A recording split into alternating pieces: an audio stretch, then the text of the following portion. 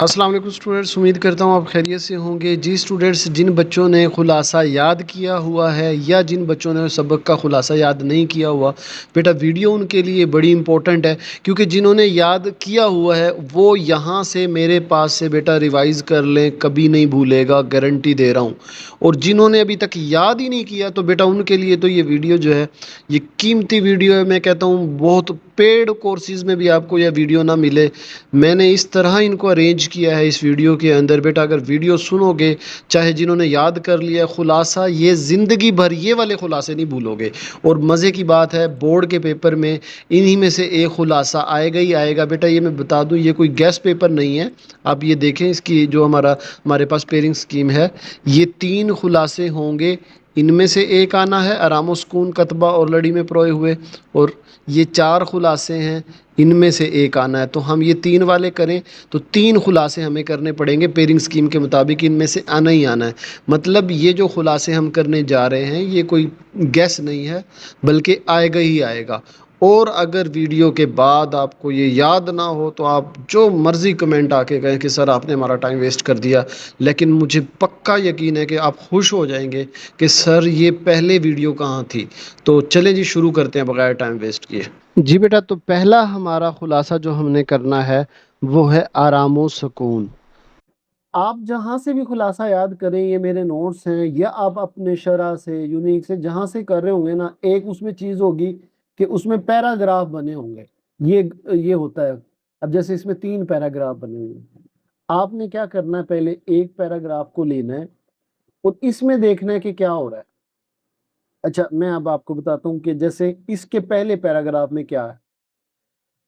ہوتا یہ ہے بیٹا، میاں صاحب، میاں جی ہیں، یہ میاں جی ہیں اور یہ بیمار پڑے ہوئے ہیں۔ ڈاکٹر بلایا جاتا ہے، ڈاکٹر ان کا معائنہ کرتا ہے۔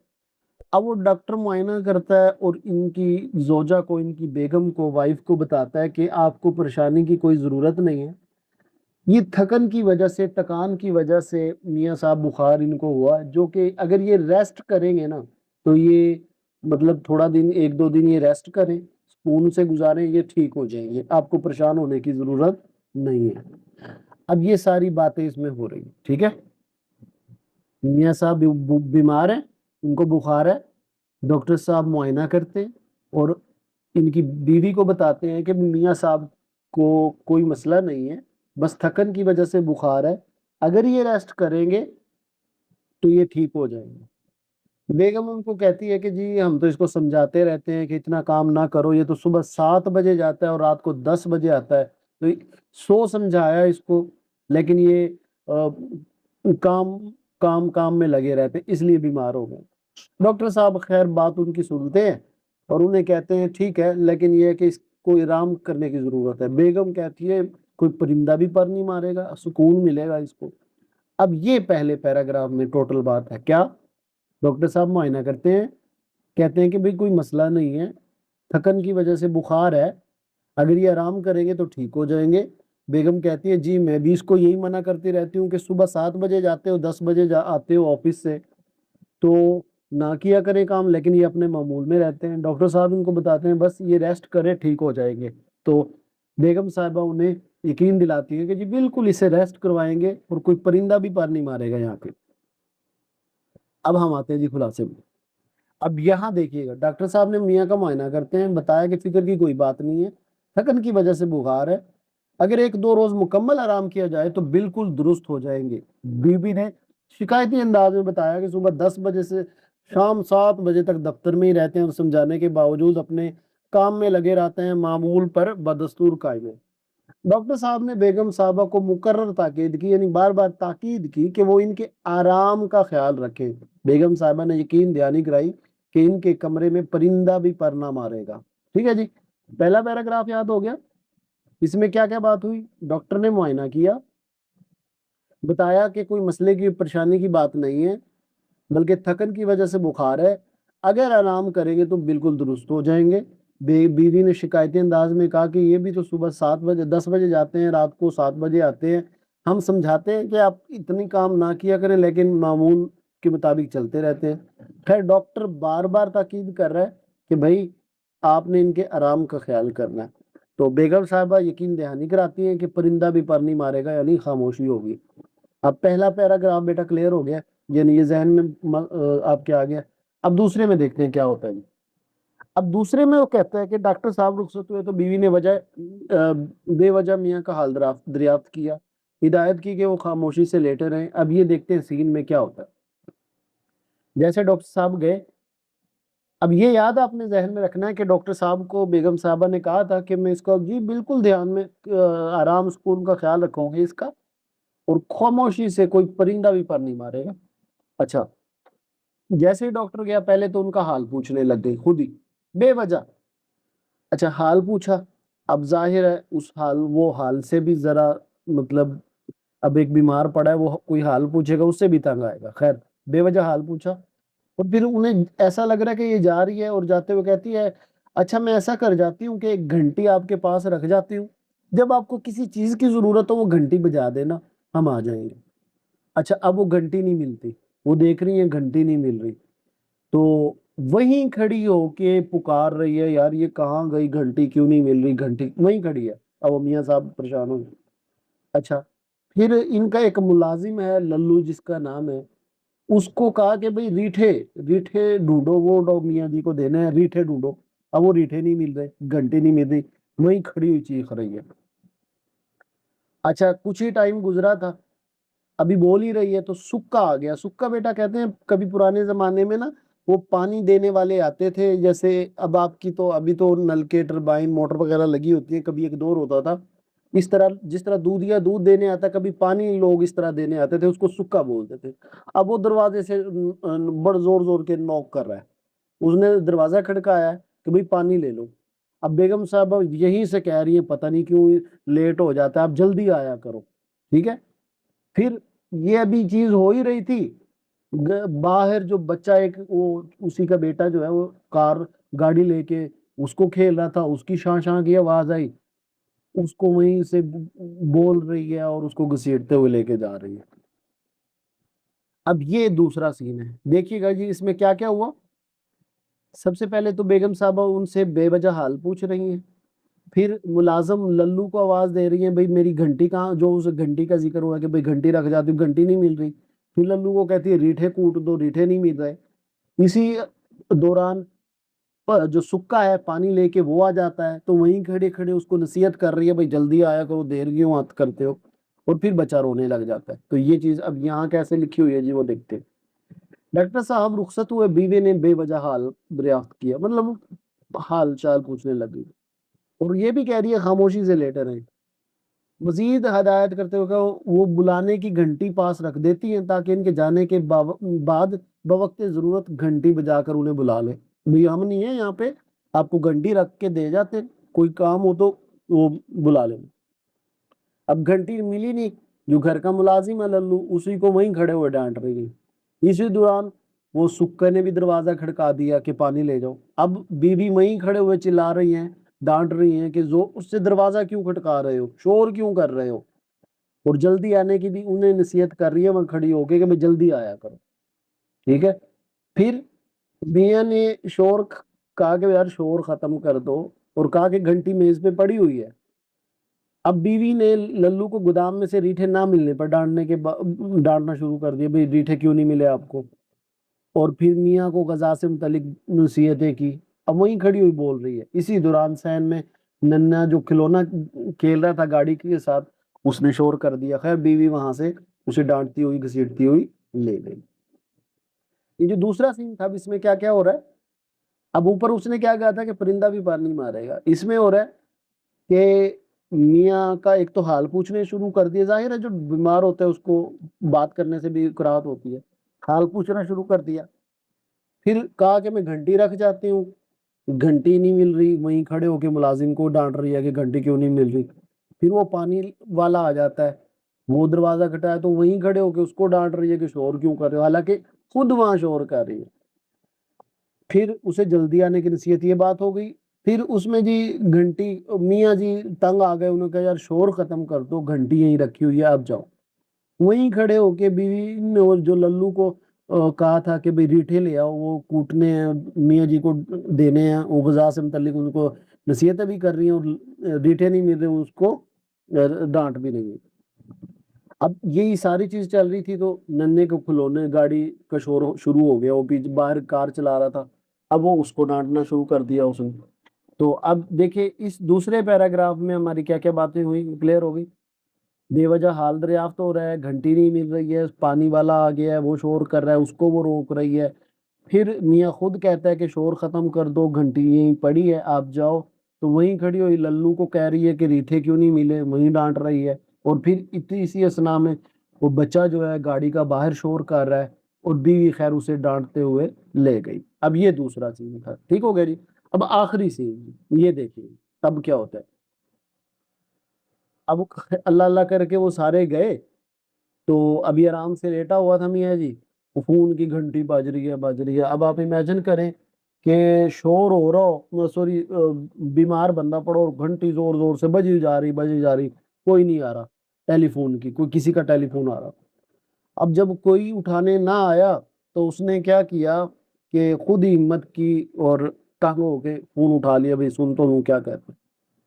اب فون پہ بات ہو ہی رہی تھی، وہ بیگم صاحبہ آ گئی، اب آ گئی، ہاں جی کون تھا، کیوں تھا، کیا کہہ رہا تھا، اچھا کب، کیوں، کیسے، اب تفتیش شروع کر دو۔ اب یہ ذہن میں ہو کہ وہ بیمار ہے اور اسے کہا تھا کہ آرام کرنا۔ اب یہ ساری چیزیں چل ہی رہی تھی، یہ پوچھ گچھ چل ہی رہی تھی، تو کیا ہوا جی، باہر سے آواز آ رہی ہے، ہمسایہ گانے گا رہا ہے، ہارمونیم کی آواز بھی آ رہی ہے، یہ خود بھی تفتیشیں اس کی شروع ہیں، باہر سے گانا شروع ہو گیا، ہمسایہ جو ہے گانا شروع کر دیا اس نے، اور اس کے ہارمونیم کی آواز بھی آ رہی ہے۔ اچھا اب وہ گانے گا ہی رہا تھا، اس نے کہا یار اس کو خط لکھو، پہلے خط لکھتے تھے ہمسایوں کو، کوئی مسئلہ ہوتا تھا بھائی یار یہ بیمار ہے، اب وہ خط لکھنے ہی بیٹھی تھی تو وہ باہر جو بچہ تھا وہ رونا شروع کر دیا۔ اب دیکھو اس ہارمونیم ہمسایہ گانے بھی گا رہا ہے، بچہ بھی رونا شروع ہو گیا، خود بھی بول رہی ہے۔ اتنے میں ایک فقیر آ گیا دروازے پہ، وہ آوازیں لگا رہا ہے، اللہ کے نام پہ دے دو، اللہ کے نام پہ دے دو، یہ چیزیں چل رہی ہیں۔ بچہ رو رہا ہے، وہ گانے گا رہا ہے، ہارمونیم چل رہا ہے، بچہ رو رہا ہے، خود بھی بول رہی ہے، وہ فقیر آ گیا۔ اب وہ جو ریٹھے کوٹنے کو کہا تھا اتنے سے میں وہ بھی ریٹھے بھی شروع ہوگا، ٹھک ٹھک ٹھک ٹھک، دک دک دک، وہ بھی شروع ہو گیا۔ اب دیکھیں پہلے کیا بات ہو رہی تھی کہ بھائی میں پر نہیں مارنے دوں گی، خاموش اسے آرام سکون دوں گی، ہو کیا رہا ہے، خود بھی بول رہی ہے، ہمسایوں کے گانے کی آواز آ رہی ہے، پھر وہ بچہ رو رہا ہے، فقیر آوازیں دے رہا ہے دروازے پہ، پھر وہ ریٹھا دک دک دک دک للو لگا ہوا ہے ریٹھے کوٹنے میں۔ اب یہ سارا سین چلتا ہے۔ وہ بیچارہ میاں جی تنگ آ کے کہتے ہیں میری شیروانی اور ٹوپی کدھر ہے بھائی، وہ کہتا ہے اس کا کیا کرنا ہے، کہتا ہے میں آفس جانے لگا ہوں، کہتا ہے کیوں، کہتا ہے آرام کرنے، سکون کرنے۔ تو یہ ساری کہانی تھی۔ اب تیسرے میں دیکھ کر ادھر میاں کے کمرے میں ٹیلی فون بجنا شروع ہو جاتا ہے، کوئی فون سننے نہیں آیا تو خود ہی سننا پڑا میاں جی نے۔ بیوی نے کمرے میں آتے ہی فون کی تفتیش شروع کر دی، کون تھا، کیوں تھا۔ میاں ابھی اس ہنگامے سے مسلسل بے چین ہو کر کرا رہے تھے، اتنے میں ہمسائے بے سرے گانے کے ساتھ ہارمونیم بھی بجانا شروع کر دیا۔ پھر میاں کی ہدایت پر بیوی کو کہا کہ ہمسائے کو خط لکھو، تو ابھی خط لکھنے بیٹھی تھی، وہ جو ننا رونے لگا، بچہ رونے لگ گیا، ادھر سے دروازے پہ ایک فقیر بھی آ گیا، وہ صدائیں لگا رہا ہے، ادھر سے للو نے بھی ہاون دستے سے ریٹھا کوٹنا شروع کر دی۔ میاں اس سارے ہنگامے سے زش ہو کر تنگ ہو کر اٹھے اور اپنے ٹوپی اور شیروانی طلب کی، بیوی کے پوچھنے پر بتایا کہ وہ آرام و سکون کے لیے دفتر جا رہے ہیں۔ تو یہ بیٹا ساری کہانی تھی، میرے خیال میں اب یہ رچ بس گئی ہوگی۔ اچھا اب مجھے ایک بات بتائیں، مزہ بھی آیا سننے میں، اور اب اگر یہ خلاصہ آتا ہے، ابھی تک آپ نے نہ یاد کیا ہے، صرف میرے منہ سے سنا ہے، میں گارنٹی دیتا ہوں کہ آپ یہ لکھ لو گے، انشاءاللہ لکھ لو گے، اگر آپ لفظ لکھ سکتے ہو نا یہ آپ لکھ لو گے۔ ٹوٹل 6 بیٹا آپ کو خلاصے بتاؤں گا، ان میں سے ایک آئے گا، ایک یہ خلاصہ میں نے آپ کو یاد کروا دیا ہے، آپ ایک بار اور ویڈیو پلے کریں گے نا آپ کو خلاصہ رٹا جائے گا۔ اب مجھے یہ بتائیں کہ باقی 5 بھی اسی طرح سمجھاؤں یا وہ خود کر لیں گے؟ خود کرنے کا یہی طریقہ کہ ان کے پوائنٹ ذہن میں رکھیں، اس کو مطلب رٹے نہ لگائیں بلکہ پوائنٹ ذہن میں رکھیں کہ اس پیراگراف میں کیا ہو رہا ہے، اس میں کیا ہو رہا ہے اور اس میں کیا ہو رہا ہے۔ تو یہ امید ہے آپ کو مزہ آیا ہوگا، یاد ہوا ہوگا، میں نے ٹائم آپ کا ویسٹ نہیں کیا ہوگا۔ اس کے بعد بیٹا جو ہم نے خلاصہ کرنا ہے وہ ہے لڑی میں پروئے ہوئے منظر۔ اس کے بعد جو بیٹا ہم نے خلاصہ کرنا ہے وہ ہے سبق ہے کتبہ۔ مصنف کون ہے؟ یہ غلام عباس۔ سبق کا کیا نام ہے؟ کتبہ، اور خلاصہ ہم اس کا کرنے لگے ہیں۔ کتبہ بیٹا اگر آپ کو نہ معلوم نہ ہو تو کتبہ بولتے ہیں جس پہ ہم نام نہیں لکھتے، گھروں میں نمبر پلیٹ لگی ہوتی ہے، نام کی پلیٹ لگی ہوتی ہے، اس کو کتبہ کہہ سکتے ہیں، یا قبروں پہ جو وہ نام پلیٹ ماربل کی لگی ہوتی ہے اس کو کتبہ کہتے ہیں۔ اسکول میں جب بھی کبھی میں نے یہ خلاصہ پڑھایا تو ایک شعر میں بڑا پڑھا کرتا ہوں، جو اس سبق کے اینڈ پہ بھی میں دوبارہ سناؤں گا، اور اس سبق کے بالکل میچ کرتا ہے کہ لکھنا میرے مزار کے کتبے پہ یہ حروف، یعنی یہ یہاں پہ لکھنا میرے مزار کے کتبے پہ یہ حروف، مرحوم زندگی کی حراست میں مر گیا۔ یہ اتنی زندگی نے اتنا ہمیں گھیرا کہ ہم اس میں آ کے مر گئے۔ تو یہ ساری کہانی اسی شعر کے گرد گھومتی ہے۔ تو چلیں بیٹا شروع کرتے ہیں۔ سبق کا نام کیا ہے جی؟ کتبہ۔ مصنف کا نام کیا ہے؟ غلام عباس۔ بیٹا یہ ویڈیو سنیے گا، میں جان بوجھ کے آرام آرام سے پڑھاؤں گا۔ ہاں، ویڈیو کے بعد آپ کہیں گے کہ سر ہمیں یہ رٹا گیا ہے، ہمیں پہلے بھی آتا تھا لیکن آج جیسا سمجھا مزہ آ گیا۔ تو شہر سے تقریباً 1.5-2 میل کے فاصلے پر ایک جیسے کئی دفاتر واقع تھے، کئی دفتر تھے، جہاں تقریباً 4,000 آدمی کام کرتے ہیں۔ عام طور پر وہاں خاموشی رہتی ہے، مگر 10:30 بجے سے پہلے، یعنی صبح جو آنے کا ٹائم ہوتا ہے، اور دوپہر 4:30 بجے کے بعد جب جانے کا ٹائم ہوتا ہے، چھٹی ہوتی ہے، تو خاصا رش ہو جاتا ہے۔ یہ گرمی کا زمانہ اور دوپہر کا وقت تھا۔ شریف حسین جو درجہ دوم کا کلرک تھا، اب یہ کس کی بات ہو رہی ہے؟ یہ اس کی، یعنی یہ ہمارا ابتدائی منظر ہے کہ جہاں اکٹھے کئی زیادہ دفتر ہیں، اور وہ کہتے ہیں کہ ویسے تو وہاں رش نہیں ہوتا، لیکن صبح 10:30 بجے جب لوگ یہاں آفس میں آ رہے ہوتے ہیں، اور 4:30 بجے کے بعد جب لوگ یہاں سے جا رہے ہوتے ہیں تو یہاں رش ہوتا ہے۔ اور پھر اسی میں وہ شریف حسین کا ان کا ذکر کرتا ہے کہ یہ درجہ دوم کا کلرک ہے، یعنی ایک آفس میں کیا ہے؟ درجہ دوم کا کلرک ہے۔ سوری یہ ادھر لگ گیا، تو درجہ دوم کا کلرک ہے۔ اس کا نام کیا ہے جی؟ شریف حسین۔ شریف حسین، ٹھیک ہے۔ وقت سے کچھ پہلے دفتر سے نکلا، آج وہ ٹائم سے پہلے نکلا، وہ بڑے پھاٹک کے باہر کھڑا ہوا، یعنی یہ پھاٹک تھا، اس کے بڑے پھاٹک کے باہر کھڑا ہوا، جہاں سے تانگے والے شہر کی سواریاں لے جاتے تھے۔ مہینے کے ابتدائی دنوں میں وہ گھر کا کچھ حصہ تانگے میں طے کرتا تھا، کیونکہ اس کے پاس تنخواہ کے پیسے ہوتے تھے۔ آج تنخواہ کے 8 دن بعد بھی اس کی جیب میں 5 روپے اور کچھ سکے موجود تھے، کیونکہ اس کی بیوی بچوں کو لے کر میکے چلی گئی تھی، اس لیے خرچ کم ہو رہا تھا۔ مطلب پہلے تو آتی تھی تنخواہ اور لگ جاتی تھی، لیکن کیونکہ بیوی بچے اپنے نانے کے گھر گئے ہوئے تھے، میکے گئے ہوئے تھے، تو اس وجہ سے اس کے پاس 5 روپے اور کچھ پیسے جو ہیں، کچھ سکے موجود تھے، خرچ کم ہوا تھا۔ تو تھوڑی دیر میں دفتر سے اعلیٰ و ادنیٰ درجے کے کلرک نکلے، سب کی وضع قطع مختلف تھی۔ اچھا بیٹا یہ والا پیراگراف ہے نا، آپ اس کو آسان اس سے بھی اگر لکھنا چاہیں تو، کیونکہ یہ خلاصے کی ایک بات ہوتی ہے کہ آپ نے مین ایونٹ جو اہم موقع ہیں سارے لکھنے ہوتے ہیں، تو یہ کوئی زیادہ مین ایونٹ نہیں ہے۔ تھوڑی دیر میں دفتر سے اعلیٰ و ادنیٰ درجے کے کلرک نکلے، سب کی وضع قطع یعنی شکل و صورت مختلف تھی، اگرچہ ان کی مادری زبان ایک تھی مگر وہ غیر زبان میں بات کرنے کی کوشش کرتے۔ ہر شخص افسروں کے چڑچڑے پن یا ماتحتوں کی نالائکی پر ناراض دکھائی دیتا۔ ایک تانگے میں جگہ دیکھ کر شریف حسین اس پر سوار ہو گیا، یعنی وہ دیکھتا ہے کہ مختلف افسر جو ہیں وہ باہر نکل رہے ہیں۔ وہ کہہ رہا مطلب جیسے کہ آفس کے باہر ہوتا ہے، ہر کوئی اپنی اپنی زبان میں بات کر رہا ہوتا ہے، تو خیر شریف حسین نے بھی ایک تانگے میں اپنی ایک جگہ دیکھی اور اس میں بیٹھ کے وہ بھی نکل گیا، ٹھیک ہے۔ اب اس کے بعد تانگا شہر کے دروازے کے قریب پہنچ کر رکا۔ شریف حسین گھر جانے کی بجائے جامع مسجد کی طرف چل دیا۔ اس مسجد کی سیڑھیوں کے گرد شام کو پرانے اور سستے سامان کی دکانیں لگتی۔ وہ ایک دکان دیکھتا ہوا آگے بڑھتا گیا اور آخر کباڑیوں کی دکانوں کی طرف جا نکلا۔ مطلب وہ گھر نہیں گیا بلکہ جو جامع مسجد تھی اس کی طرف چلا گیا، اور اس کی سیڑھیوں کے پاس، جیسے اکثر مسجدوں کے آس پاس سیڑھیوں کے پاس جو ہے، جیسے اب یہ سیڑھیوں کے پاس یہ دکان تھی، تو اور بھی دکانیں، تو وہ ایک کباڑیا جو پرانی چیزیں یعنی جو بیچتا ہے اس کو کباڑیا بولتے ہیں، تو پرانی چیزوں کی دکان میں وہ بھی جا کے دیکھنے لگا بھائی کیا چیزیں بک رہی ہیں، سستے سامان کی دکان ہے، وہ ایک دکان دیکھتا وہ آگے بڑھتا گیا اور آخر کار کباڑی کی دکان کی طرف چلا گیا۔ ایک دکان پر اس کی نظر سنگ مرمر کے ایک ٹکڑے پر پڑی، یہی جو اس کے ہاتھ میں ہے، تو ایک سنگ مرمر کے ایک ٹکڑے پر پڑی۔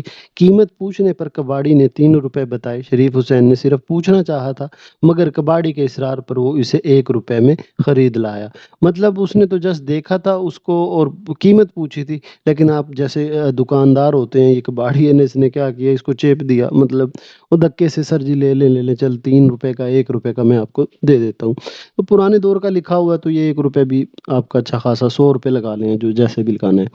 تو ابھی تک ہم نے بیٹا کیا کتبے کی خریداری کی ہے، ٹھیک ہے، مطلب ہم نے شروع کیا تھا کہ یہ سین تھا، یہ شریف حسین ہے، وہ تانگے سے نکل کے گھر نہیں گیا بلکہ کہاں آ گیا، جامع مسجد کی طرف چل نکلا۔ وہاں ایک گلی ہے، مسجد کی سیڑھیوں کے پاس ہی پرانی وہ جو سستی چیزیں بکتی ہیں وہاں چلا گیا۔ وہاں اس کی نظر ایک ماربل کے ٹکڑے پر پڑی، تو سنگ مرمر کے ٹکڑے پر پڑی۔ اس نے اس کی قیمت پوچھی تو اس نے 3 روپے بتائی۔ اس نے وہی خریدنا نہیں تھا، لیکن کیونکہ اس نے قیمت پوچھ لی تو جیسے جو دکاندار ہوتے ہیں وہ کباڑیا جو تھا اس نے کہا لے لیں جی لے لیں، اور وہ 1 روپے میں خرید کے آگے چل دیا۔ ٹھیک ہے جی، تو یہاں تک ہم نے یہ بات کر دی۔ اس کے بعد کیا ہوا، رات کو بستر پر کروٹ لیتے ہوئے اس کے دل میں خیال آیا کہ وہ اس سنگ مرمر کے ٹکڑے پر اپنا نام کندہ کروا کر دروازے پر لگا دے۔ اسے امید تھی کہ شاید مستقبل میں ترقی پا کر وہ بڑا آدمی بن جائے۔ اچھا، اب رات ہوتی ہے، وہ جناب لیٹا ہوا بھی ہے، بیٹھا ہوا بھی ہے، سوچ رہا ہے کہ یار یہ بڑی اچھی چیز مجھے مل گئی ہے۔ جس طرح بڑے بڑے لوگوں کے بڑے بڑے گھروں کے سامنے نام کی تختی ہوتی ہے، تو میں بھی اس پہ نام کندہ کروا کے نا اس طرح نام اس پہ اپنا نام لکھوا لوں گا، اور سوچ رہا ہے لیٹے ہوئے۔ تو اگلے مہینے تنخواہ ملنے پر اس نے شہر کے مشہور سنگ تراش سے اپنا نام کندہ کروا لیا۔ جب اس نے ٹکڑے پر اپنا نام دیکھا تو بہت خوش ہوا۔ تو جو سوچ رہا تھا نام کندہ کروانا، لکھوانا چاہ رہا تھا، کندہ کروانا اس میں لکھوانا، تو وہ تکمیل بھی ہو گیا، مکمل ہو گیا۔ تو وہ اس کو دیکھ کے نا بڑا خوش ہوا۔ یہ میں نے تصویر نا یہ والی لگائی تھی، آگے وہ شاید ملی نہیں۔ تو جب اس نے اپنا نام اس پہ تختی پہ لکھا دیکھا تو وہ بڑا خوش ہو گیا کہ یار بڑا مزہ آ گیا، یہ تو بہت پیارا لگ رہا ہے۔ تو اس کو دیکھ کے وہ خوش ہو گیا۔ تو اس کے بعد کیا ہوتا ہے جی، خوش ہونے کے بعد اب جب اس نے باہر نام اپنا لکھوا لیا تو اسے بعد میں احساس ہوا کہ اس کے چھوٹے سے مکان کے باہر ایسی کوئی جگہ ہی نہیں جہاں کتبہ لگایا جا سکے، اور جگہ ہوتی بھی تو اس درجے کے گھروں کے باہر ایسے کتبے نہیں لگائے جاتے۔ وہ بیچارہ باہر آیا تو اس نے جب نام دیکھ کے تو وہ خوش تو ہو گیا، لیکن اس کا گھر جو ہے پرانا چھوٹا تھا، مٹی کا گھر تھا، تو اس نے دیکھا ایک تو جگہ صحیح نہیں تھی، لیکن وہ کہتا کہ اگر جگہ ہوتی بھی تو یہ اس طرح کے کتبے تو نئے پکے گھروں میں لگتے ہیں، یہاں تو نہیں لگتے یہ۔ تو خیر وہ یہ اس نے کتبہ گھر لا کر ایک بے کواڑ الماری میں رکھ دیا۔ آپ اس کو الماری کہہ دیں، بے کواڑ کہتے ہیں بغیر دروازے کے الماری، کواڑ دروازے کو بولتے ہیں، جیسے اوپن الماریاں ہمارے گھروں میں ہوتی ہیں، تو الماری میں رکھ دیا۔ روز شام کو دفتر سے آتے ہی وہ اسے دیکھتا اور اس کے مستقبل کے خواب تازہ ہو جاتے، مگر جب بیوی اور بچے واپس آئے تو مصروفیات بڑھ گئیں اور ترقی کے خواب مدھم پڑ گئے۔ مطلب بیوی بچے آ گئے، ان میں مصروف ہو گئے، تو وہ جو سوچ رہا تھا ترقی کا اور اس طرح کا وہ مدھم پڑ گئے۔ کتبہ طویل عرصے تک الماری میں پڑا رہا۔ شریف حسین نے افسروں کو خوش رکھنے کی کوشش کی مگر ترقی نہ کر سکا۔ اب اس کا بیٹا 4 سال کا ہو گیا، وہ الماری تک پہنچنے لگا۔ کتبے کے ٹوٹنے کے اندیشے سے شریف حسین نے اسے صندوق میں کپڑوں کے نیچے رکھ دیا۔ بعد میں بیوی نے اسے فضول چیز سمجھ کر پرانے باکس میں ڈال دیا۔ یعنی اب اس میں وہ سارا کیا بتا رہا ہے، اس کتبہ جو اس نے بڑی خوشی سے لیا تھا اور لکھوایا تھا، اس کے رولنے کی داستان اس میں بتا رہا ہے کہ اس نے کیونکہ اس کا بیٹا بڑا ہو گیا تھا، الماری سے اٹھایا، اس نے صندوق میں رکھ دیا۔ بیوی نے جب کپڑے والا صندوق اوپن کیا تو اس نے سوچا یہ کوئی فضول چیز ہے، تو اس نے باہر لا کے پرانا جو باکس وغیرہ پڑا تھا وہاں پھینک دیا۔ رفتہ رفتہ شریف حسین اس نتیجے پر پہنچا کہ ترقی سخت محنت سے نہیں بلکہ غیب سے ملتی ہے۔ جیسے ایک بوڑھا ہو جاتا ہے بندہ تو یہی سوچتا ہے کہ یہ قسمت کی بات ہوتی ہے۔ اس کی تنخواہ میں ہر 2 سال بعد 3 روپے کا اضافہ ہو جاتا جس سے بچوں کی تعلیم کا خرچ نکل آتا۔ 12 برس کی ملازمت کے بعد اسے 3 مہینے کے لیے درجہ اول کلرک کی عارضی جگہ ملی۔ وہ خوشی سے نہال ہو گیا۔ اگلے مہینے اس نے نیلام گھر سے لکھنے کی میز اور گھومنے والی کرسی خریدی۔ مطلب پہلے تو یہ تھا کہ وہ مطلب کوئی دو درجہ دوم کا کلرک تھا، لیکن جو اس کا یعنی اول درجے کا یعنی اس کا سینئر جو تھا کلرک تھا وہ کہیں چھٹیوں پہ گیا، تو اسے عارضی ترقی دے دی گئی۔ اچھا، جب اسے عارضی ترقی ملی مطلب سینئر کلرک ہوا، تو اس کے خیال وہ کتبے کا خیال دوبارہ پھر آیا، اور وہ جو کبھی کہیں رولتا پھر رہا تھا کتبہ کہیں، وہ ڈھونڈنے لگ گیا۔ تو اور پھر اس نے ایک گھر میں ایک چیئر بھی لے لی، گھومنے والی ایک ریوالونگ چیئر بھی لے لی، ٹیبل بھی لے لی، ٹھیک ہے، آگے دیکھتے ہیں کیا کیا کہتے ہیں۔ پھر اسے کتبے کا خیال آیا، تلاش کے بعد وہ مل گیا، اس نے صاف کر کے دیوار کے سہارے میز پر ٹکا دیا۔ ان دنوں وہ محنت سے کام کرتا اور دفتر کا بچا ہوا کام گھر میں مکمل کرتا۔ 3 مہینے بعد جب اصل کلرک واپس آیا تو دوبارہ اپنے پرانے عہدے پر آ گیا۔ یعنی مطلب جب وہ عارضی کلرک سینئر کلرک بنا تو اس نے گھومنے والی چیئر بھی لے لی، گھر میں ٹیبل بھی لے لیا، اور آفس کا کام گھر آ کے کرتا تھا۔ تو اس نے وہ دوبارہ کتبے کو ڈھونڈا، تو اس کی کوئی اور جگہ، تو انہوں نے وہ ایک خوشی کے لیے اپنا ٹیبل پہ، وہ ٹیبل کے سارے دیوار پہ وہیں لگا دیا، چلیں جی نظر آ رہا ہے، تو کتبہ وہاں اس نے لگا دیا۔ پھر اس کے بعد وہ جو دوبارہ سینئر کلرک تھا وہ آ گیا، اور یہ پرانا پھر وہی درجہ دوم کا کلرک بن گیا۔ اس کے بعد وقت گزرتا گیا، اس کے بچے بڑے ہو رہے تھے، بڑا بیٹا چھٹی جماعت میں، چھوٹا چوتھی میں، اور بیٹی ماں سے قرآن پڑھے سینہ پرونا سیکھنے اور گھر کے کاموں میں ہاتھ بٹانے لگی۔ تو یہ ان کی فیملی کا میں نے اس کا منظر کشی کی ہے کہ منظر کشی، سوری، کشی نہیں ہوتا، وقت کا گزرنا اور کتبے کا زوال۔ مطلب بیٹا جو ہے وہ چھٹی جماعت میں، چھوٹا بیٹا چوتھی میں، اور بیٹی جو ہے وہ قرآن سیکھتی تھی، سلائی کڑھائی ماں سے، اور وہ بھی چیزیں بڑی ہوتی گئی اور یہ سیکھتی تھی، ٹھیک ہے۔ کتبہ کئی بار جگہ بدلتا رہا، ایک بار وہ باورچی خانے کے طاق میں پہنچ گیا جہاں برتن رکھے جاتے ہیں، اس کا رنگ پیلا پڑ گیا، یعنی اس نے دیکھا کہ یار یہ میرا کتب نام کا کتبہ اس نے کیوں پھینکے ہوئے، غصہ ہو گیا۔ شریف حسین نے صاف کر کے دوبارہ الماری میں رکھا، مگر کچھ عرصے بعد وہ غائب کر دیا گیا، اور اس کی جگہ کاغذی پھولوں کے گملے رکھ دیے گئے جو اس کے بیٹے کے دوست نے تحفے میں دیے تھے۔ وہ یعنی الماری میں وہ جہاں کتبہ پڑا ہوا تھا وہ وہاں سے گم ہو گیا، اور وہ وہاں بیٹے کے دوست نے تحفے میں کاغذی پھول دیے ہوں گے، اس کی جگہ وہ رکھ دیے۔ یعنی وہ دکھا رہا ہے کہ اس کا وہ اتنا خوشی سے لیا وہ کتبہ کس طرح رول رہا ہے۔ شریف حسین کو ملازمت کرتے ہوئے 20 سال ہو گئے تھے، اس کے بال سفید اور پیٹھ میں خم آ گیا تھا۔ اب اسے بیٹی کی شادی، لڑکوں کی تعلیم اور ان کے روزگار کی فکر لاحق تھی۔ 55 برس کی عمر میں اسے پینشن مل گئی، بیٹے روزگار پر لگ گئے اور گھر کا نظام بہتر چلنے لگا۔ اس نے کفایت شعری اور بیوی کی سلیقہ مندی سے بیٹے اور بیٹی کی شادیاں دھوم دھام سے کر دیں۔ پینشن کے 3 سال بعد سردی کی ایک رات وہ کسی کام سے بستر سے اٹھا، تیز اور ٹھنڈی ہوا کے باعث وہ نمونیا میں مبتلا ہو گیا، علاج کے باوجود افاقہ نہ ہوا اور چند دن بعد وہ مر گیا۔ مطلب دیکھیں کیسی ایک زندگی بیچارے کی چلی، وہ سردیوں میں اٹھا اور اس کو نمونیا ہوا، علاج بھی کروایا گیا لیکن اسے افاقہ نہیں ہوا اور وہ فوت ہو گیا۔ تو یہ جو میں کہہ رہا تھا کہ میں آخری شعر یہاں پڑھا کرتا ہوں، وہ کتنی وہ محبت سے اس نے وہ کتبہ خریدا۔ تو اس کی موت کے بعد بڑے بیٹے کو پرانے اسکول میں وہ کتبہ ملا، مطلب پرانے، سوری، اسکول کہہ رہا ہوں، پرانے سامان، جب وہ فوت ہو گیا تو پرانے سامان میں وہ کتبہ مل گیا اسے، تو باپ کا نام دیکھ کر اس کی آنکھوں میں آنسو آ گئے۔ اگلے روز وہ سنگ تراش کے پاس گیا، عبارت میں معمولی تعمیر اس میں ترمیم کر دی، چینج کر دی کہ وفات اور یہ وہ لکھ کے شام کو وہی کتبہ والد کی قبر پر نصب کر دیا۔ تو یہ میں یہ چیز اس طرح کا وہ شعر میں پڑھتا ہوں کہ دیکھیں بیچارہ کہاں سے چلا، کہ لکھنا میرے مزار کے کتبے پہ یہ حروف، مرحوم زندگی کی حراست میں مر گیا۔ تو امید ہے بیٹا آپ کو یہ خلاصہ بڑا اچھا لگا ہوگا اور یاد ہو گیا ہوگا تصویروں سے بھی، لفظوں سے بھی۔ اس کے بعد بیٹا جو ہم نے خلاصہ کرنا ہے وہ ہے لڑی میں پروئے ہوئے منظر۔ دیکھیں یہ خلاصہ ہم بیٹا شروع کرنے لگے ہیں۔ یہاں میں آپ کو ایک ذرا سی چھوٹی سی بات بتا دوں کہ یہ جو دیکھ رہے ہیں آپ نے، میں نے اس کو تھوڑا سا ڈم کر دیا ہے کیونکہ خلاصے میں ہمیں بورڈ کے پیپر میں ہیڈنگ نہیں لکھنی ہوتی، ٹھیک ہے، اور نہ لائنیں لگانی ہوتی۔ یہ جسٹ میں نے، ہاں پیراگراف آپ بنا سکتے ہیں اور پیراگراف بنانا اچھا سمجھا جاتا ہے بورڈ کے پیپر میں۔ تو یہ میں نے 1 2 3 4 5 6 7 8 چھوٹے چھوٹے پیراگراف بنا دیے، 2 2 2.5 2.5 لائن کے، اور ان کی ہیڈنگ صرف آپ کے لیے ہے کہ آپ اس کو یاد کریں، ورنہ اس کی بورڈ کے پیپر میں الاؤ نہیں ہوتی۔ آپ صرف پیراگراف بنائیں اور لکھیں۔ اب ہم ایک ایک پیراگراف کر کے کریں گے، آپ کو مزہ آ جائے گا، ٹھیک ہے جی، چلیں شروع کرتے ہیں۔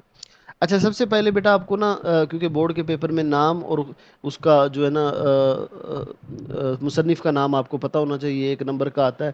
تو جو سبق لڑی میں پروئے ہوئے منظر ہیں اس کے مصنف کا نام ہے رضا علی عابدی. ٹھیک ہے، مصنف کا کیا نام ہے؟ لڑی میں پروئے ہوئے منظر کے مصنف کا نام ہے رضا علی عابدی. اوکے جی، ایک چیز ہمیں کلیئر ہوگی کہ مصنف کا نام کیا ہے، رضا آباد عابدی. ٹھیک. اب اس کا پہلا پیراگراف انٹرو میں آپ نے کیا لکھنا ہے کہ لڑی میں پروئے ہوئے منظر ایک سفر نامہ ہے. اچھا، اردو کی مختلف صنفیں ہوتی ہیں، یعنی کوئی کہانی ہے، کوئی سفر نامہ ہے. سفر نامے میں ہم بتاتے ہیں کہ ایک سفر کی وہ داستان بتا رہا ہوتا ہے. تو لڑی میں پروئے ہوئے منظر ایک کیا ہے؟ سفر نامہ ہے. کس کا؟ جرنیلی سڑک کا، یعنی پشاور کی ایک بڑی مشہور سڑک ہے جرنیلی سڑک، اس کا یہ سفر نامہ ہے. یہ جو مصنف ہیں جرنیلی سڑک سے چلتے ہیں اور پشاور سے اور راول پنڈی تک سفر کرتے ہیں، تو اسی کی داستانی ہمیں بتاتے ہیں. تو جرنیلی سڑک کا یہ سفر نامہ ہے. اس سبق میں پشاور سے راول پنڈی تک کا تاریخی اور دلکش منظر کو یہ بیان کیا جا رہا ہے اس میں. اور اس جرنیلی سڑک کے بارے میں کہہ رہے کہ یہ سڑک ماضی اور حال کے مناظر کو ایک لڑی میں پرو دیتی ہے، جہاں حیرت بھی ہے، عبرت بھی ہے اور تاریخ، سب کچھ ساتھ ساتھ چلتا ہے. اسی لیے لڑی میں پرو ہوئے کہ ماضی کی باتیں، اور یہ جو جس جرنیلی سڑک ہے اس میں بہت سی پرانی یادیں بھی ہیں، نئی باتیں بھی ہیں. تو وہ کہتا ہے کہ ایک لڑی بن جاتی ہے جس سے ہمیں یہ چیزیں ہمارے ذہنوں میں گھوم جاتی ہیں. تو لڑی میں پروئے ہوئے منظر ایک سفر نامہ ہے جو مصنف کے جرنیلی سڑک کے سفر پر مبنی ہے. اس سبق میں مصنف کہاں کا سفر بیان کرتا ہے؟ پشاور سے لے کر راول پنڈی تک کے تاریخی اور دلکش مناظر کو بیان کیا ہے. یہ سڑک ماضی اور حال کے مناظر کو ایک لڑی میں پرو دیتے ہیں، جہاں حیرت بھی ہے، عبرت بھی ہے اور تاریخ، سب کچھ ساتھ ساتھ چلتا ہے. اب یہ پہلا انٹرو ہو گیا ہمارا. دوسرا جی، چھوٹی سی لائن، جرنیلی سڑک کا جب وہ آغاز کر رہے ہوتے ہیں وادی پشاور سے تو کس طرح بیان کرتے ہیں؟ مصنف نے اپنا سفر پشاور سے شروع کیا. بالا حصار کے نیچے ایک پتھر پر شاہراہ پاکستان اور ایک وزیر کا نام درج تھا. وادی پشاور ہمیشہ کی طرح سرسبز و شاداب تھی، حالانکہ ماضی میں اسے کئی لشکروں نے روند ڈالا. رمضان کا مہینہ کی وجہ سے چائے خانے بھی بند تھے. تو دیکھیں، اب میں بتاتا ہوں کیا کہہ رہے ہیں. مصنف نے کہاں سے سفر کا آغاز کیا؟ جرنیلی سڑک سے. اور یہ صبح تھی، بالکل صبح کے ٹائم جرنیلی سڑک سے سفر کا آغاز کیا. اور اس نے وہاں دیکھا کہ نا ایک بالا حصار قلعے کا بھی نام لیا. آپ نے نام ضرور لینے ہیں، یہ اسی لیے میں نے بھی لکھے ہیں.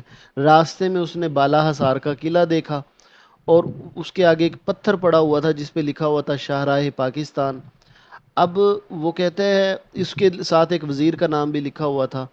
کہتا ہے کہ پشاور جو ہے وہ ہمیشہ سے گرین اور سرسبز و شاداب جیسے پہلے تھا، ابھی بھی ویسے ہی ہے.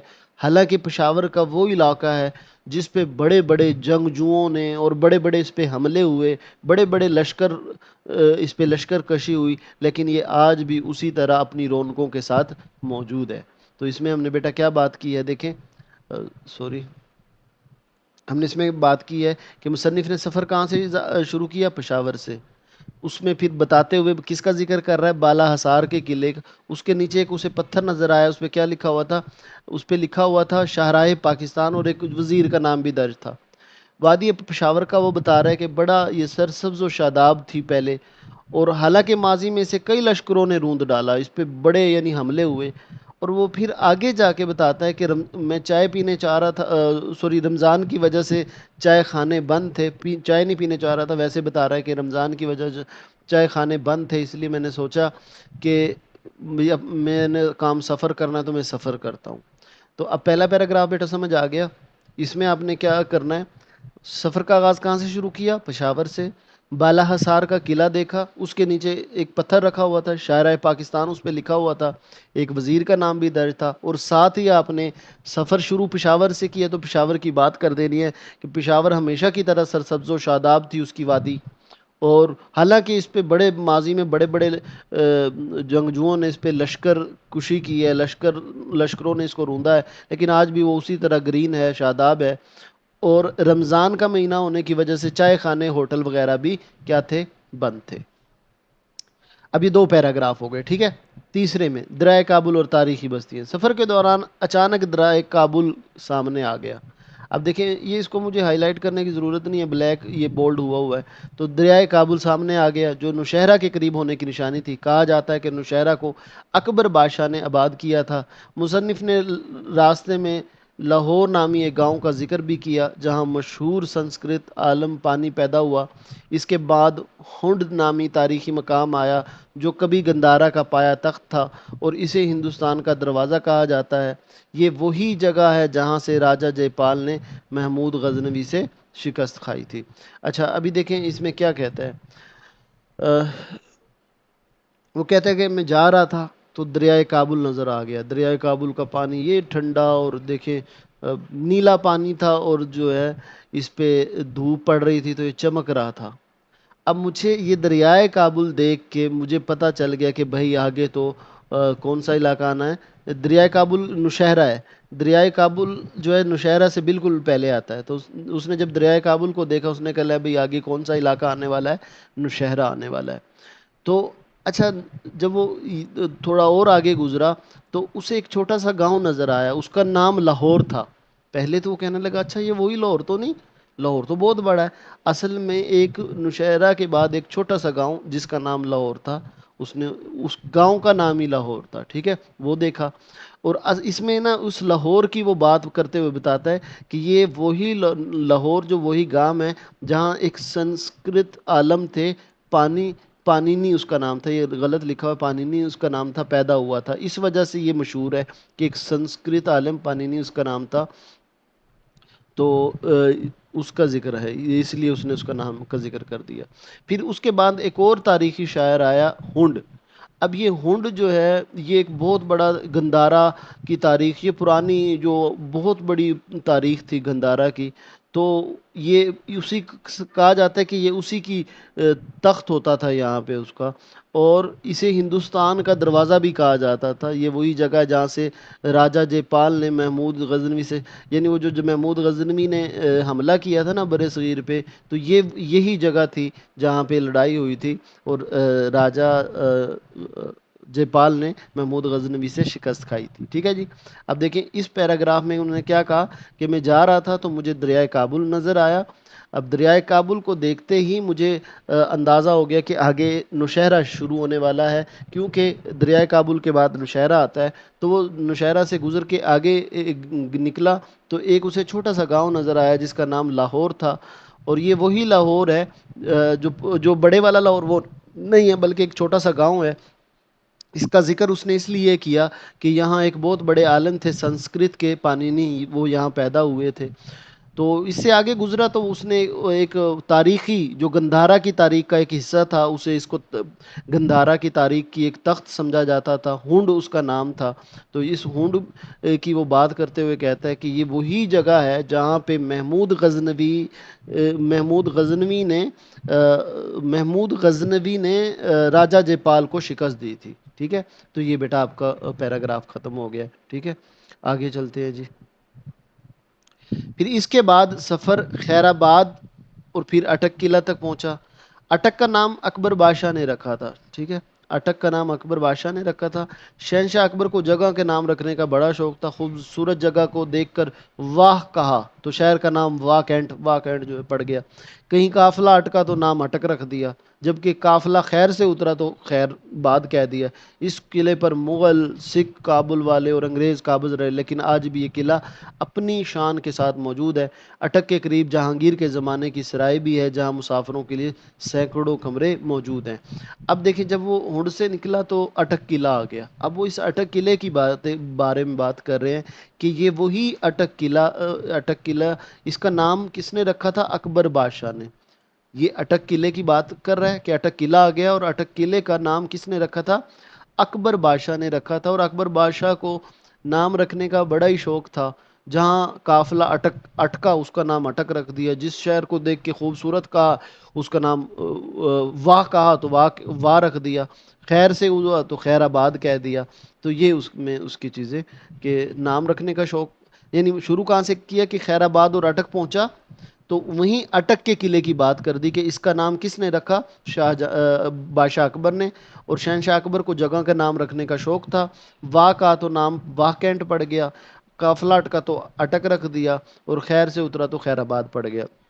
اب اس قلعے کی تاریخ چھوٹی سی بتا رہا ہے کہ اس قلعے پہ بڑے لوگوں نے حملے کیے، سکھ اس پہ قبضہ کرتے رہے، انگریز اس پہ قبضہ کرتے رہے، کابل والوں نے اس پہ قبضہ کیا، لیکن آج بھی یہ قلعہ اپنی شان و شوکت کے ساتھ موجود ہے۔ اور وہ کہتا ہے کہ اس قلعے کے ذرا سے آگے بڑی سرائے ہیں، سرائے مطلب وہ جو ہوٹل ہوتے ہیں جہاں مسافر ٹھہرتے ہیں، سینکڑوں کمرے جہاں پہ موجود ہیں۔ تو یہ بیٹا آپ کا پیراگراف کلیئر ہو گیا۔ بیٹا ویڈیو پسند آ رہی ہے تو ویڈیو کو لائک آپ نے ضرور کرنا ہے، اور کمنٹ میں بھی بتانا ہے کہ یہ میرا میتھڈ آپ کو کیسا لگ رہا ہے، ٹھیک ہے۔ اس کے بعد ہے بیٹا حسن ابدال کا جو پڑاؤ ہے، ایک چھوٹے سے شہر میں، یہ حسن ابدال کی ہی گلیاں ہیں کہ حسن ابدال کا تو اگلا پڑاؤ حسن ابدال کا تھا۔ یہ شہر مغل دور میں بہت خوبصورت مانا جاتا تھا، مغل دور میں یہ ابھی بھی خوبصورت ہے، لیکن مغل دور میں یہ شہر بہت خوبصورت ہوتا تھا، لیکن اب ویسی رونق باقی نہیں رہی۔ یہاں گردوارہ پنجا صاحب، بابا ولی کنداری کی چلگاہ اور مغل بی بی کی قبر جیسے تاریخی مقامات ہیں۔ اس مقام سے اس مقام سے متعلق کئی عقیدے اور تاریخی واقعات مشہور ہیں، لیکن تاریخ ان کو تسلیم نہیں کرتی۔ مطلب جیسے ہر علاقے میں کوئی نہ کوئی باتیں مشہور ہو جاتی ہیں، تو اس کی مقام کے بارے میں بہت سی مشہور ہیں۔ اب اپنے یہاں نام کیا یاد رکھنا ہے کہ حسن ابدال کا پڑاؤ تھا، مغل دور میں یہ بہت خوبصورت تھا۔ یہاں گردوارہ ایک ہے، گردوارہ پنجا صاحب نام یاد رکھنا ہے، بابا ولی کی چلگاہ اور مغل بی بی کی قبر موجود ہے۔ یہ تین نام آپ نے یاد رکھنا ہے، تاریخی مقام ہے۔ اور پھر وہ کہتا ہے کہ اس سے متعلق بڑی بڑی چیزیں، باتیں مشہور ہیں، لیکن تاریخ اس کو نہیں مانتی۔ ٹھیک ہو گیا جی۔ اس کے بعد ہے بیٹا واہ جو چھاونی ہے، واہ چھاونی، اس کے حسن ابدال کے آگے وہ جو گیا تو اس کی بات کرتے ہیں کہ حسن ابدال کے بعد واہ چھاونی آتی ہے، جہاں مغل دور کا ایک بڑا کنواں آج بھی سلامت ہے۔ اس کے بعد سرائے کالا نامی قصبہ ہے جو کالے پتھر کی کنڈیاں بیچنے کے لیے مشہور ہے۔ شیر شاہ سوری اور مغل دور میں ہزاروں سرائے بنائی گئی، جن کے گرد بعد میں بستیاں آباد ہو گئی اور ان کے نام کے ساتھ سرائے پڑ گیا۔ ٹھیک ہے، تو یہ دیکھیں جی کیسے ایک کنویں کا ذکر کرتا ہے، واہ یعنی حسن ابدال سے نکل کے کہاں پہنچ گیا؟ واہ چھاونی میں، وہاں ایک بہت بڑا کنواں موجود ہے جو آج بھی سلامت ہے۔ تو پھر ایک نا اس سے آگے گیا تو ایک چھوٹا سا گاؤں تھا، اس کا نام تھا سرائے کالا۔ اب سرائے کالا اس کا نام اس لیے پڑا ہوا تھا کہ اس میں نا اس طرح کی کالے رنگ کی کنڈیاں بیچی جاتی ہیں، کنڈیاں ہوتی ہیں، تو یہ کنڈیاں بیچی جاتی تھی، تو قصبہ جو کالے پتھر کی کنڈیاں بیچتا تھا، تو اس کا نام کیا تھا؟ سرائے کالا۔ اور پھر وہ یہیں پہ بات کر رہا ہے کہ یہاں پہ شیر شاہ سوری اور مغل دور میں ہزاروں سرائیں بنائی گئی۔ سرائیں وہ ہوٹل جہاں مسافر رہتے ہیں۔ پھر اکثر آپ نے دیکھا نہیں ہوگا کہ شہروں کے ساتھ سرائے لگا ہوتا ہے، سرائے مہاجر، سرائے اس طرح کے، تو وہ کہتا ہے کہ سرائے نام شہروں کے اسی لیے پڑ گئے کہ یہ شیر شاہ سوری اور مغل دور میں ہزاروں سرائے بنائی گئی، جن کے گرد پھر بستیاں آباد ہوئی تو ان کے نام کے ساتھ سرائے جڑ گیا۔ ٹھیک ہو گیا۔ اس کے بعد بیٹا آپ کا آیا ٹیکسلا اور مارگلا کی پہاڑیاں، یعنی جب وہ یہاں سے نکلا تو کیا آ گیا؟ مارگلا کی پہاڑیاں۔ سرائے کالا سے آگے ٹیکسلا کی کھنڈر ہیں جو ایک تاریخی شہر ہے۔ اس کے بعد مارگلا کی پہاڑی دیوار آتی ہے جہاں سے پتھر بیچنے والی پہاڑی کو کاٹ کر لے جا رہے ہیں۔ انگریزوں نے جب گرینڈ ٹرنک روڈ بنائی تو انہوں نے پہاڑ کاٹ کر ایک گہرا درہ وہ راستہ بنایا جس کے اوپر نکلسن کی لاٹ میلوں دور سے دکھائی دیتی ہے۔ اب اس میں وہ کیا کہہ رہے ہیں کہ مارگلا کی پہاڑیاں آ گئی۔ اب یہ پہاڑیاں نا آہستہ آہستہ وہ کاٹتے جا رہے ہیں، اور وہ پتھر بیچنے والے یہاں سے پتھر کاٹتے ہیں اور لے کے چلے جاتے ہیں۔ تو وہ کہتا ہے کہ پتھر وہ کاٹتے جا رہے ہیں اور بیچتے جو پتھر کاٹنے والے ہیں، اور کہتے ہیں یہ پہاڑیاں جو آہستہ آہستہ ختم ہوتی جا رہی ہیں، اور وہ کہتے ہیں کہ یہ وہی جگہ ہے جہاں پہ نا یہ بڑی اس وقت تو یہ پوری پہاڑی اس طرح ہوتی تھی، تو یہ پہاڑی کاٹ کر ایک درہ بنایا، یعنی ایک راستہ بنایا، اور یہ ایک نکلسن کی یہ انہوں نے کھڑی کی انگریزوں نے، اور پھر جو بڑی دور سے نظر آتی تھی اس کی پہاڑی پہ بنائی تھی، تو نکلسن کی لاٹ تو دوروں سے نظر آتی تھی۔ ٹھیک ہے، تو مارگلا کی پہاڑیوں کے بارے میں ہم کیا کہہ رہے ہیں کہ مارگلا کی پہاڑی دیوار نہ وہ سرائے کالا اور ٹیکسلا سے آگے نکل کر مارگلا کی پہاڑیاں، اس کے اب مارگلا کی پہاڑیوں کے بارے میں ہم نے کیا دیکھیں، لفظ یاد رکھیں اور اس کے بارے میں بات کیا ہوئی وہ یاد رکھیں. مارگلا کی پہاڑیاں.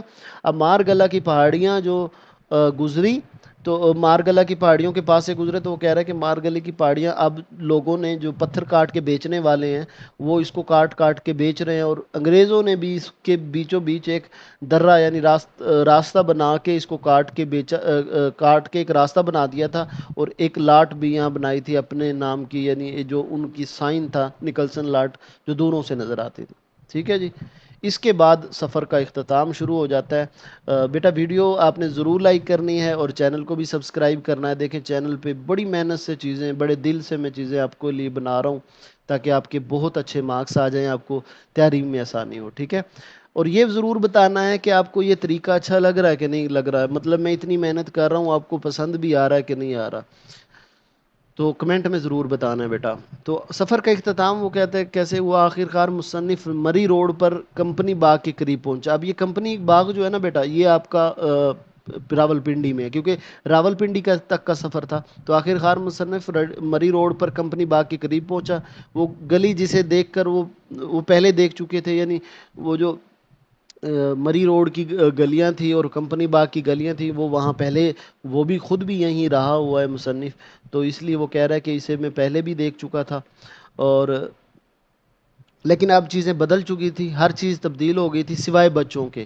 اب انہی گلیوں میں خوشی سے جو بچے کھیل رہے تھے، مصنف نے دعا کی یہ گلیاں ہمیشہ آباد رہیں ہوں، ہمسائیگی کے رشتے کبھی نہ ٹوٹے. تو سفر کہاں پہ ختم ہو رہا ہے؟ کمپنی مری روڈ پہ کمپنی باغ کی جو راول پنڈی میں ہے کمپنی باغ، اس کی گلیوں میں ختم ہو رہا ہے. اور کیونکہ وہ اس گلیوں میں رہتا تھا، وہ کہتا ہے کہ چیزیں بدل گئی تھی، بلڈنگ بدل گئی تھی، لیکن وہاں ایک چیز نہیں بدلی تھی، وہاں کے کھیلتے ہوئے بچے جیسے ہم کبھی کھیلا کرتے تھے، بچے بھی اسی طرح کھیل رہے تھے. سبق کا نام ہے لڑی میں پروئے ہوئے منظر. اس سبق کے مصنف ہیں رضا علی عابدی. اس ویڈیو کے بعد اس کا خلاصہ آپ زندگی بھر نہیں بھولیں گے. رمضان کی ایک روشن صبح تھی. ہوا میں ہلکی سی خنکی تھی اور سورج کی پہلی کرنیں پشاور کی وادی پر سنہری روشنی بکھیر رہی تھیں. میں نے اپنا بیگ کندھے پر ڈالا اور جرنیلی سڑک کے سفر کا آغاز کیا. وہی سڑک جو صدیوں سے بادشاہوں، سپاہیوں اور قافلوں کے قدموں سے جانی جاتی ہے. بالا حصار کے نیچے ایک پتھر پر لکھا دیکھا شاہراہ پاکستان اور ساتھ ایک وزیر کا نام. دل میں خیال آیا کہ یہ صرف سڑک نہیں، تاریخ کی ایک لڑی ہے جس میں وقت کے مناظر پروئے ہوئے ہیں. پشاور ہمیشہ کی طرح سرسبز تھا. سوچا کتنی لشکریں آئیں، اس زمین کو روند گئیں، مگر یہ وادی آج بھی زندگی سے بھرپور تھی. چونکہ رمضان تھا، چائے خانے بند تھے، تو میں نے صرف نیت کی کہ سفر ہی میرا ناشتہ ہے. چلتے چلتے اچانک سامنے دریائے کابل نمودار ہوا. نیلا پانی سورج کی روشنی میں چمک رہا تھا، مطلب نوشہرہ قریب تھا. یاد آیا یہ شہر اکبر بادشاہ نے آباد کیا تھا. راستے میں ایک چھوٹا سا گاؤں آیا، نام لاہور. حیران ہوا، لیکن یہ وہ لاہور نہیں بلکہ ایک چھوٹا سا گاؤں جہاں مشہور سنسکرت عالم پاننی پیدا ہوا تھا. تھوڑی ہی دور پر ہنڈ آیا، وہ مقام جو کبھی گندھارا کا پایا تخت تھا اور جسے ہندوستان کا دروازہ کہا جاتا ہے. قدم قدم پر تاریخ کی دھول اڑتی محسوس ہو رہی تھی. پھر خیرآباد سے گزرتا ہوا میں اٹک قلعے تک پہنچا. پتھروں کا یہ قلعہ آج بھی اپنی شان کے ساتھ کھڑا ہے. کہا جاتا ہے اس کا نام بھی اکبر نے رکھا تھا، جسے نام رکھنے کا شوق ہی الگ تھا. کٹک، اٹک سب اس کے دستخط تھے. یہ قلعہ کئی سلطنتوں نے دیکھا، مغل، سکھ، انگریز سب یہاں قابض رہے، مگر قلعہ آج بھی وقت کے سامنے سینہ تان کر کھڑا ہے. قریب ہی جہانگیر کے زمانے کی ایک سرائے ہے جہاں سینکڑوں کمروں میں مسافر ٹھہرتے تھے. اگلا پڑاؤ تھا حسن ابدال. کبھی یہ مقام حسن و رونق کا مرکز تھا، مگر اب زمانے نے اس کے رنگ مدھم کر دیے تھے. یہاں گردوارہ پنجا صاحب، بابا ولی قنداری کی چلے گاہ اور مغل بی بی کی قبر آج بھی تاریخ کے راز سناتی ہیں. کچھ کہانیاں ایسی تھیں جن پر لوگ ایمان رکھتے ہیں، مگر تاریخ نے ان پر مہر تصدیق نہیں لگائی. پھر پہنچا واہ چھاؤنی. یہاں مغل دور کا ایک پرانا کنواں آج بھی سلامت ہے. اس کے بعد آیا سرائے کالا، ایک قصبہ جو کالے پتھر کی کونڈیاں بیچنے کے لیے مشہور ہے. یاد آیا شیر شاہ سوری اور مغلوں نے ہزاروں سرائیں بنوائیں جہاں مسافروں کو آسرا ملتا تھا وقت کے ساتھ ان کے گرد بستیاں آباد ہو گئیں اور ان کے ناموں کے ساتھ لفظ سرائے ہمیشہ کے لیے جڑ گیا۔ اب سڑک کے دونوں طرف تاریخ سو رہی تھی اور میں پہنچا ٹیکسلا، ایک عظیم تعلیمی و تاریخی شہر جہاں کبھی علم کے دیے جلتے تھے۔ اس کے بعد مارگلا کی پہاڑیاں آئیں۔ ان پہاڑیوں کو کاٹ کر لوگ پتھر بیچ رہے تھے اور میں دل ہی دل میں افسوس کر رہا تھا۔ یہی وہ مقام تھا جہاں انگریزوں نے گرینڈ ٹرنک روڈ بناتے وقت پہاڑ کاٹ کر ایک گہرا درہ بنایا اور اس کے اوپر نکلسن کی لاٹ نصب کی جو میلوں دور سے نظر آتی۔ سفر کا آخری موڑ آیا، راولپنڈی۔ میں مری روڈ پر کمپنی باغ کے قریب پہنچا، وہی گلی جہاں برسوں پہلے کے دن گزارے تھے۔ سب کچھ بدل چکا تھا، گھر، دیواریں، راستے، مگر گلی کے بچے اب بھی ویسے ہی کھیل رہے تھے جیسے کبھی ہم کھیلا کرتے تھے۔ تو یہ بیٹا ہمارا خلاصہ تھا، امید ہے آپ کو یاد ہو گیا ہوگا، سننے سے بہت فرق پڑا ہوگا۔ یہ میں اس کو آپ کے لیے تھوڑا ایک زوم کر دیتا ہوں۔ اگین بیٹا اسکرین شاٹ لے رہے ہو یا جو بھی کر رہے ہو تو میں آپ کو بتا دوں، آپ نے اس کو یہ ہیڈنگ آپ کی صرف یاد کرنے کے لیے آپ نے لکھنی نہیں ہے، تو یہ اس کا اسکرین شاٹ لے لیں یا لکھ لیں، وہ بہت اچھا ہوگا۔ یہاں سے یہاں تک ہو گیا، اب آگے اس کا یہ دوسرا اس کی سائڈ ہوگی اور یہ اس کی تیسری سائڈ ہوگی اور یہ اس کی چوتھی اور آخری سائڈ ہوگی۔ ٹھیک ہے، یہ بیٹا خلاصہ تھا، امید کرتا ہوں آپ کو پسند آیا ہوگا۔ اپنا خیال رکھیے گا، اللہ حافظ۔